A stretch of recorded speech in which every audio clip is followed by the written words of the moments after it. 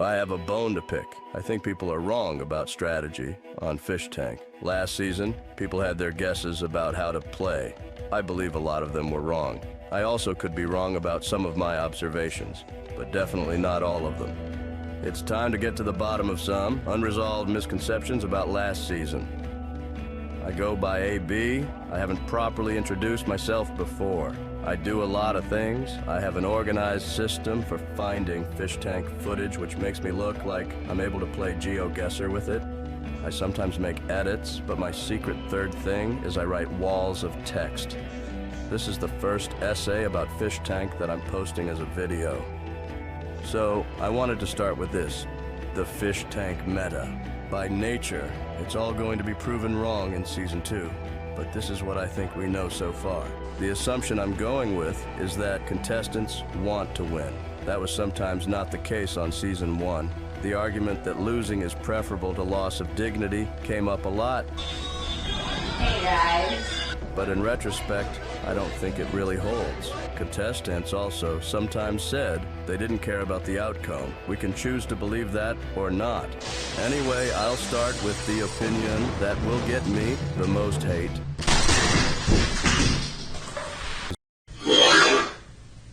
Imagine if Josie had not been in the show at all, and instead, Sylvia did and said the exact same things that Josie did. If Sylvia said, what the spruce, and had a stuffed dinosaur, twitched, drew anime, and all that shit, she would have been so eliminated. Paring away Josie's affects and her appearance, she was basically Mauro. She didn't have a strategy, she had a shtick. The overwhelming influence of her fans meant she didn't need to think about or play the game. She could have less presence in a room than a lamp and still receive fawning attention. Josie, you make each day a special one by you. Just being you, don't forget to popper.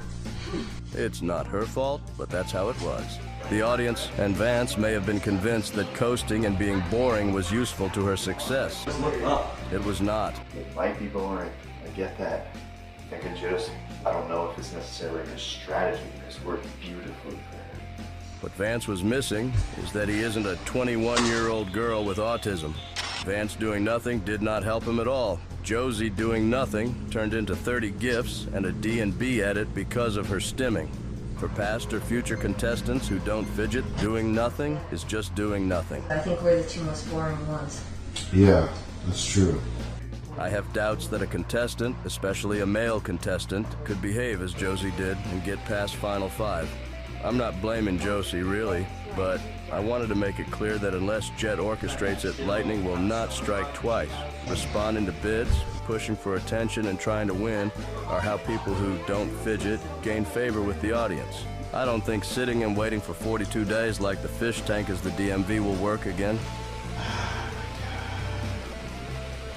Shadow points.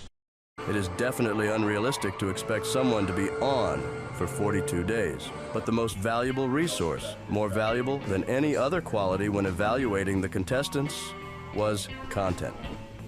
Fucking content. That is why John's elimination seemed inconceivable. He was retarded, he fell for everything he was told. Do you know how to get rid of cancel? And he was hated in the house. But he was content, content, content. For some reason, out of everyone in the house, Jet told Simon about a system called shadow points.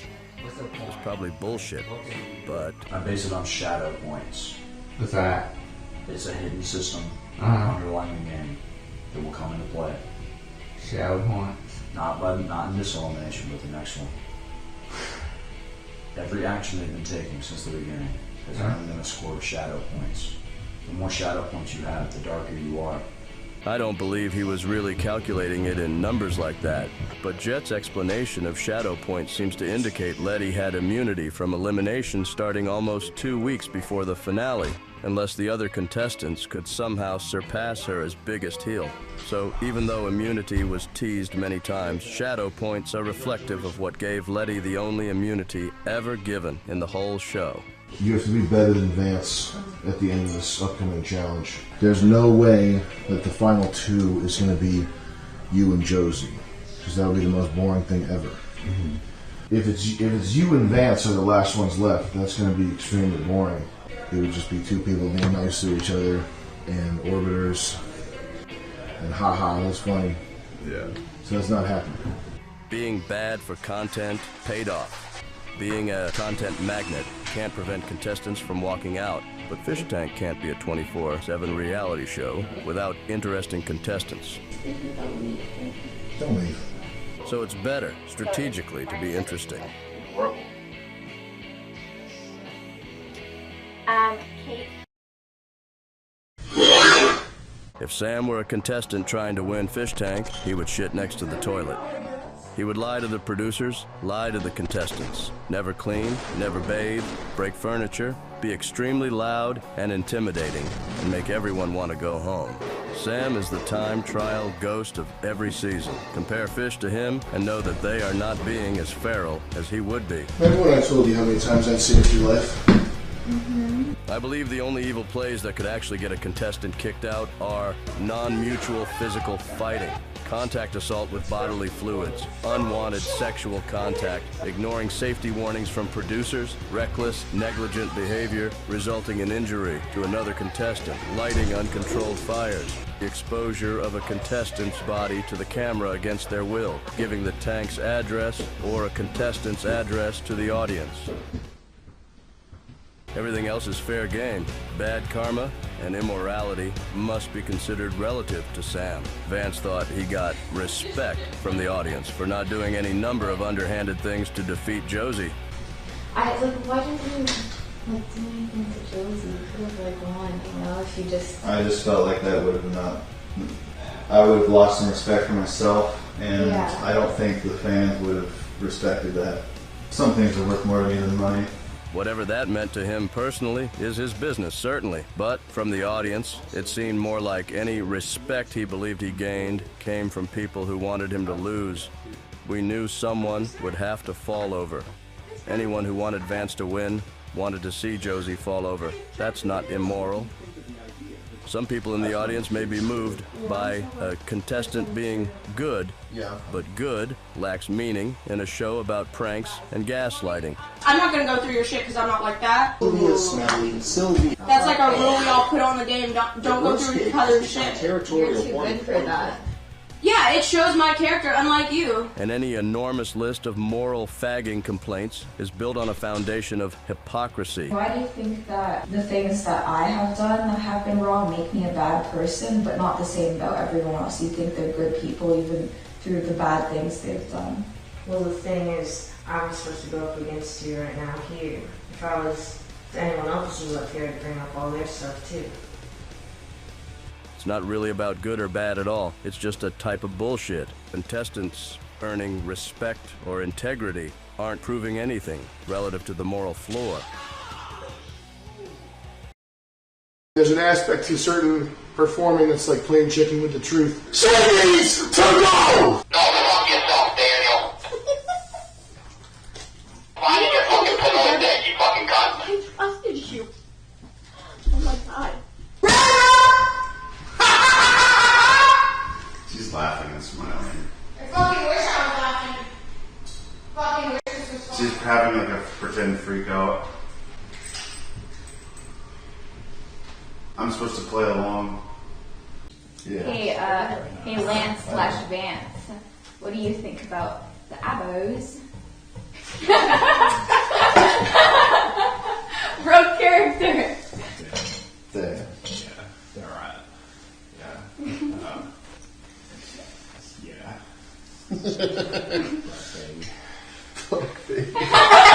Stuffed animal in the shit. Yeah, I put it in the toilet, but I didn't flush it first. And then you ruined my shit in my drawers, bro. Like, you just were smiling while you're doing it. You can't stop messing with shit. We're getting sick of it. Vance, shut the fuck up. You're literally Nah, laughing. bro, that was his room You're too. laughing. That was his. It's gotta stop at some point.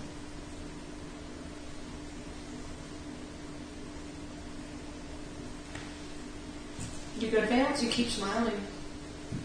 I'm not smiling. Yeah, it really is funny. On the verge of tears.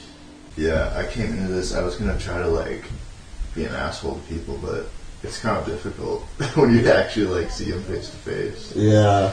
It's like shit that I would never do in my real life. Like I wouldn't be acting. Like staying out of every conflict is like my strategy, and that means like people are getting actually fucked up and I'm not doing anything about it. God, you're so lucky you a girl, I will fucking strangle you!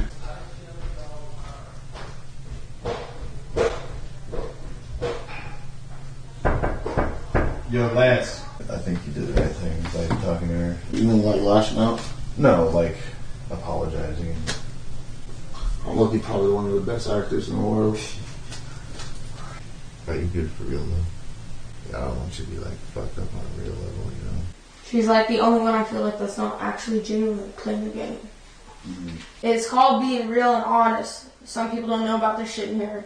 Mm-hmm. They want to be fake and like pursue this character and personality. I've always been this bitch, like, so they really don't know like the real us. Quote, I am real, I am not fake, but you don't know the real me, sure, adds up like. You can't keep this act up, you know?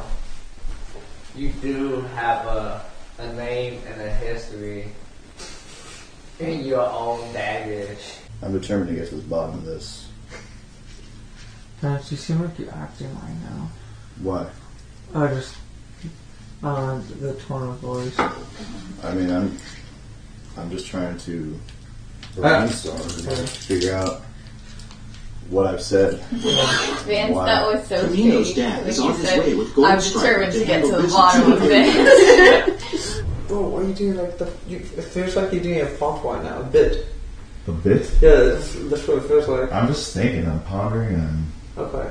trying to get to the bottom of it. Welcome back, Mauro. Hope we get to see the Mauro we saw on Twitter. Much love. Hell yeah. Feisty. Soon, trust. Vance, I fucked you over for money. That you, like, it sounds like you're just bullshitting. Vance, I fucked you over for money! You guys should do this production to Broadway. Well, it's like I'm not even like a real person to everyone. I'm just like a joke or something. It's like, Like a character kind of thing? or something. Yeah. I don't know. And half the people in this house now are people that have seen the show. So they see you as a character in the show. You guys think I'm actually a feminist? You think I actually believe in women's rights? You think I don't know how to build a table?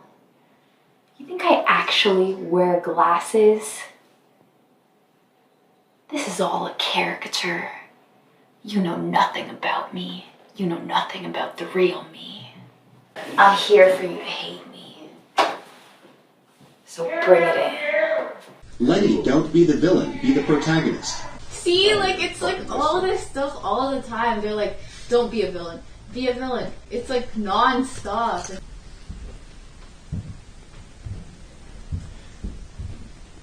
How much of what you've done here was like a persona? What do you think was a persona? I don't know. You can't really just like not be yourself, even if you're trying to put on some sort of persona. Like there's got to be a little bit of you in there. The moment you walked in, I thought you were an actor. Actor to actor, you were fucking so good. And you knew immediately, like first thing, that we needed a villain to make the show interesting. You did really good. It's just really good.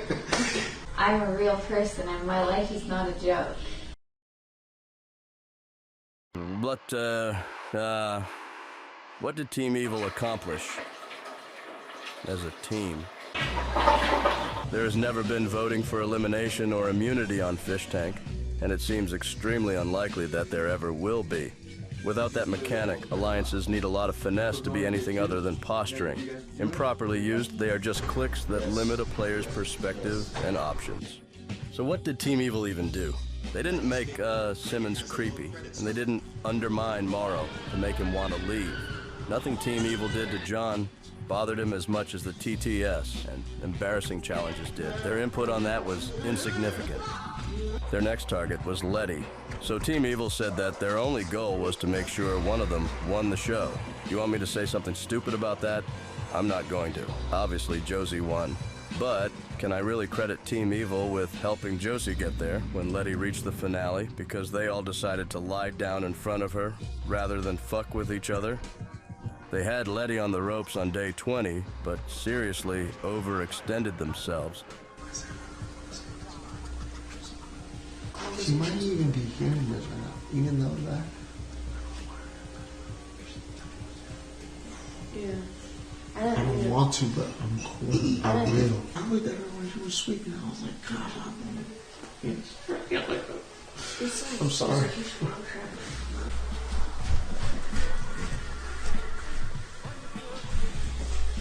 Damiel threatening to punch her and choke her, and the rest of them laughing and defending him, just embarrassed all of them. Like I said in Moral Fagging, I don't think threats are grounds for elimination up until the point where they become serious and potentially criminal. But the impression threats make on the audience matters more. When Sam threatens Letty, it's funny. When a team of 4 people are backing threats because a teeny little girl is getting on their nerves, it's shameful. Once Letty built up her defenses, their inability to bully her out forced them all into an unintentional battle for survival against each other. There was no way for Vance and Sylvia to distinguish themselves without stepping on Josie, or at the very least each other, which they refused to do. Because they refused to break their alliance, eliminations turned into a death march. To the audience, teaming up against one person creates an underdog. Plotting over and over without action looks like pussy behavior. The appearance of relying on others at all reads to some as beta. I'm not sure if it's just a circumstance of how this season went, but it made a compelling case that lasting alliances are risky to even form in this show. Team Evil, despite the name, only really existed as a non-aggression pact, never a plan, and was frequently a dead weight on all its members.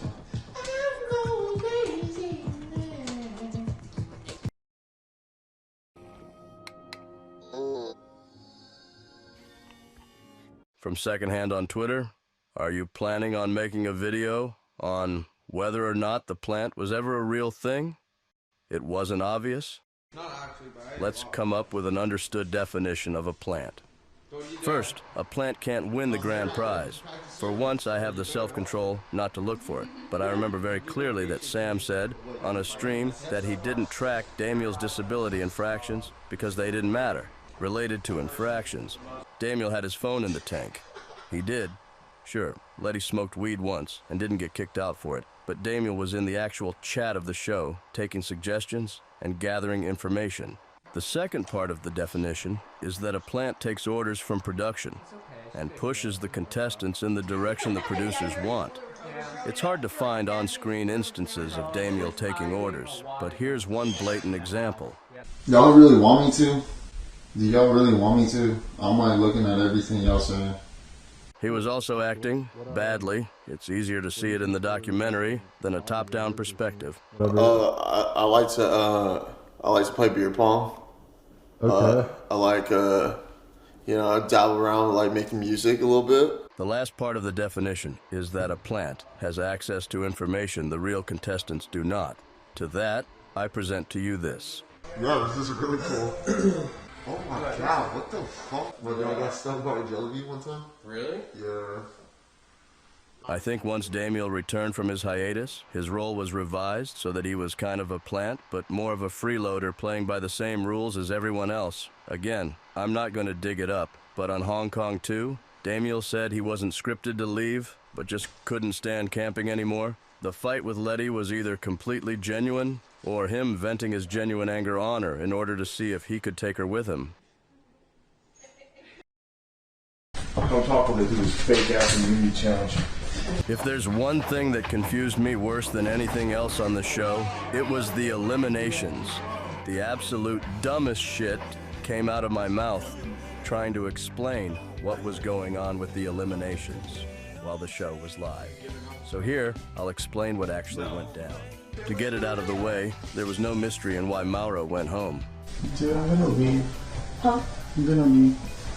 You're serious? Yeah.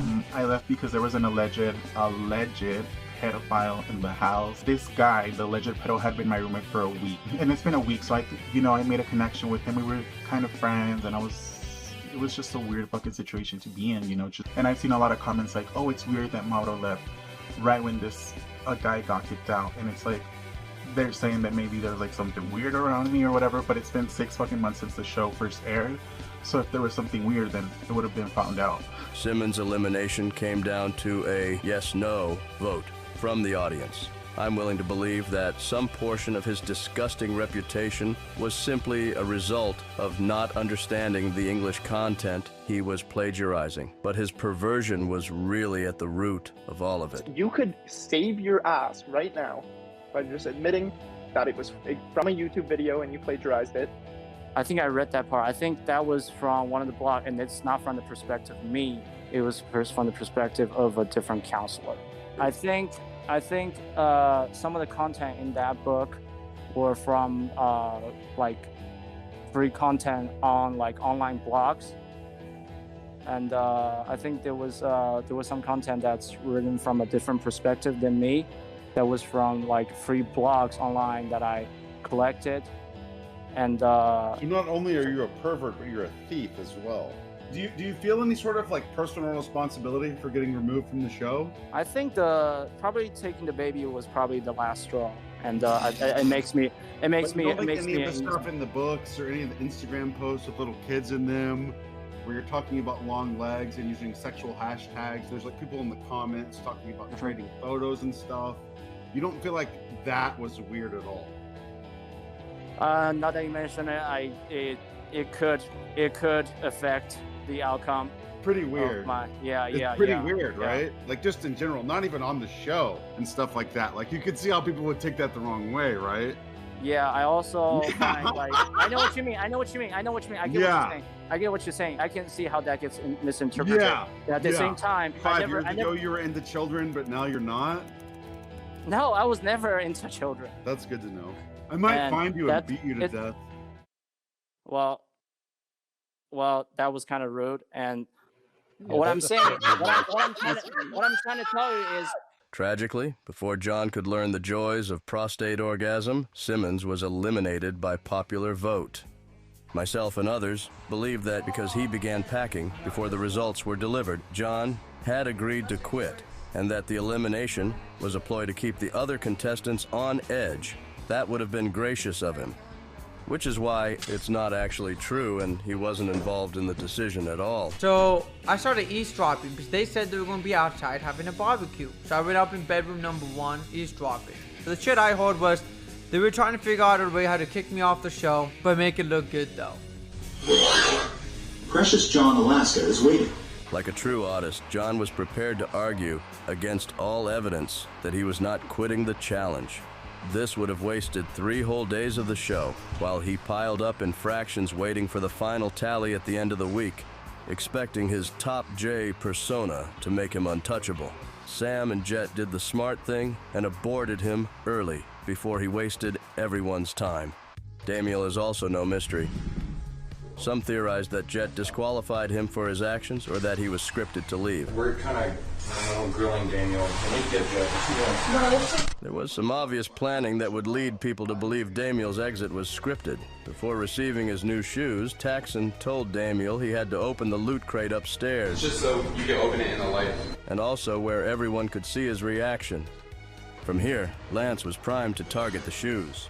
Someone who gets shoes a day before from a loot box, not his, it's not like he's had some emotional roller coaster with these shoes. Whether it was all a coincidence or a plan, the next day, Jet told Lance and Simon to take their clothes, personal clothes, whatever, I don't give a shit. From the contestants. Damiel had the expected reaction. He was flipping out because someone took his shoes. From my lying and my deceiving tactics, I knew he was going to fucking lose his shit. Taking clothes was definitely a targeted attempt to piss Damiel off, but his decision to quit was not scripted. What was the hardest? What was the hardest? For me, it would have to be week 3 when the camping shit. Oh yes. That was the hardest for me. I was like, a lot of my friends, they were like, dude, you were losing your fucking mind. And they were like, I would too, to be honest. I'm like, bro, yeah, you don't get it. Like, Yeah. this shit is mentally exhausting. I got other shit going through my mind at the time, you know? Back home. Yeah, back home and shit. And like, I just had too much shit going on. And it's just like, everything was built up. And me spazzing out, I was like, I need an exit, you know? Like, I need an exit. Yeah, bro. I know. It's like it was like half acting and half like seriousness. Yeah. He was done and ready to go home. Sylvia's elimination was a challenge, but it was a challenge that was aimed point blank at her head. Yeah, I was pretty sure I was about to leave, so I wanted it to end off on a good note. Because I fucking suck at math. Like, that's why I wasn't good at it in elementary school. I wasn't good at it in middle school. In the back of my mind, I knew I was gonna fuck up on that. Like, that's what hurt, is that, like, I knew no matter how much I tried, I could fuck up because I can't concentrate. We went downstairs and we graded the SATs, and Sylvia lost. How close was it? Close. There was Sylvia, and I forgot whoever was the next runner-up, but it was a margin of error enough for it to kind of sting.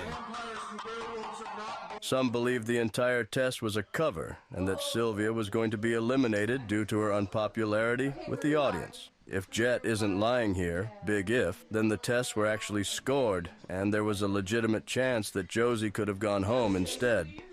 The fish were informed that the walking challenge would determine who would get immunity from the next elimination, but Sam called it the fake out immunity challenge. It's at this point I think I need to name a distinction between the two types of challenges. There's objective challenges. Whoa! Maybe Josie. All right, that's a ready point. 2949581032. Chris, can you cut this fucking thing off? The sharks were better. That is something else. What? And subjective challenges. Nah, can I stop burning my hair? I don't think we're done. Look at my cute things they gave me in my tray. Yes, master. Everybody's retarded. Begin! I'm getting into Shadow Wizard. Delete the video at gunpoint topics here. But as we saw with John, it's easy to hide a different rationale for elimination inside subjective challenges. On the surface, the walking challenge was stated to be just an immunity challenge. But Sam said days prior that Letty was going to be in the final two. You have to be better than Vance at the end of this upcoming challenge. Yeah. Figure something out to make it so that the end game is you and Letty, not Josie and Letty. Because of the immunity Letty gained, which I discussed in Shadow Points, the walking challenge was the actual objective elimination challenge. Whoever lost, besides Letty, would go home. I guess if Letty won the challenge, Vance and Josie would have had to compete again in yet another objective challenge in order to be truly fair. This would have been frustrating for the audience, watching Vance beat Josie at boxing or collecting hidden paper clips or whatever. So Sam disqualified Letty quickly. See, take her dancing, line dance. Look at that. Oh my God, footwork, don't stop moving. You're not walking, bro. Yeah, I gotta. Yeah. What do you mean? You're not walking. You're fucking standing there. I was walking. I was stepping from side to side. No, you stopped. Nah, you I saw that. All right, it's Josie and Vance now. He then encouraged Letty to use the opportunity to decide who she wanted to compete against.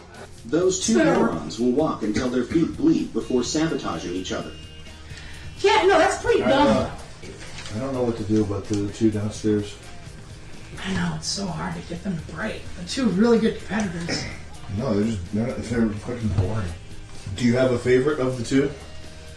Yeah. Do you have one? Which one of those two do you want to lose? This thing. I don't know if I want to say. I mean, I'm not gonna. If it was Vance, I don't care. This is a competition. You should probably go do something to trip one of them up, though. I'm just thinking that I might leave. Oh, really? Oh wait, that's right. She didn't win. She didn't win the immunity, did she? I was about to say, oh, you won immunity just One eye on the. Is he convincing you? No. On Twitter, before the conclusion of the walking challenge, Sam asked for Vance versus Letty finale ideas. When Vance fell, Jet tweeted, "Fuck," and asked the audience for evidence that Josie cheated. I wouldn't bet on it, but I think the producers thought, even hoped, that Vance would win. The final rounds between Letty and Vance were both subjective challenges. Now, I don't think it was impossible for Vance to overturn Letty's unofficial immunity, but much like with Sylvia's elimination challenge, they picked things he would suck at. If either of you accomplish making either Josie or Chris cry, it's points. Bring them to tears, be a menace. That inhale, Vance did not like hearing that. Vance breaking Letty's glasses is pretty hardcore. 100% hardcore. I think that the fake Josie crying might have been a misstep. You fucking ruined everything! It's easier to pick on the one with the purest heart, isn't it, Vance? But I think people are going to be willing to overlook that as long as he does something with the remainder of his time.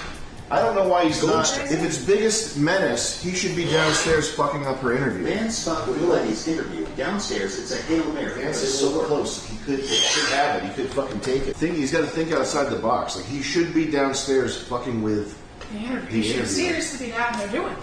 Vance knew the gaslight during the slave challenge was a lie, but he went along with it because production told him to.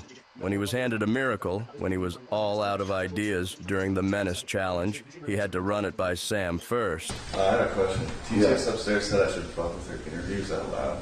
TTS upstairs said you should fuck with her interview. Is that allowed?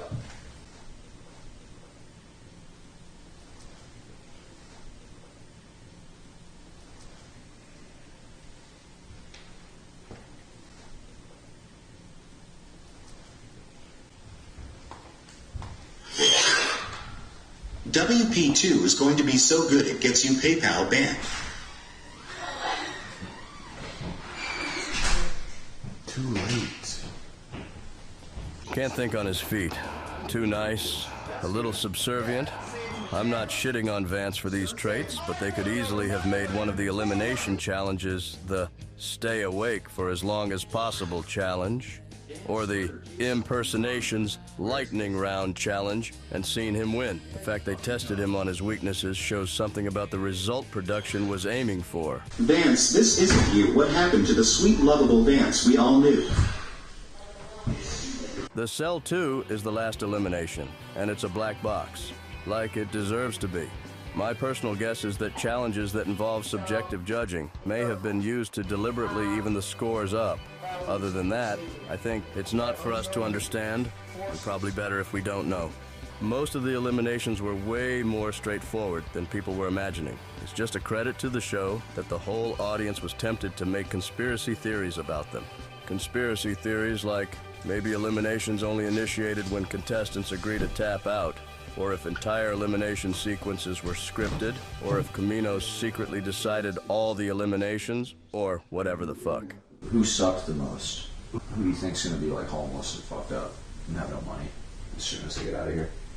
Oh, definitely Letty, because she doesn't have anything going on. Yeah. Otherwise, it would have been She's the worst. It's like, whoa, what the fuck do you do with yourself? Yeah, I was just looking for the biggest loser, basically.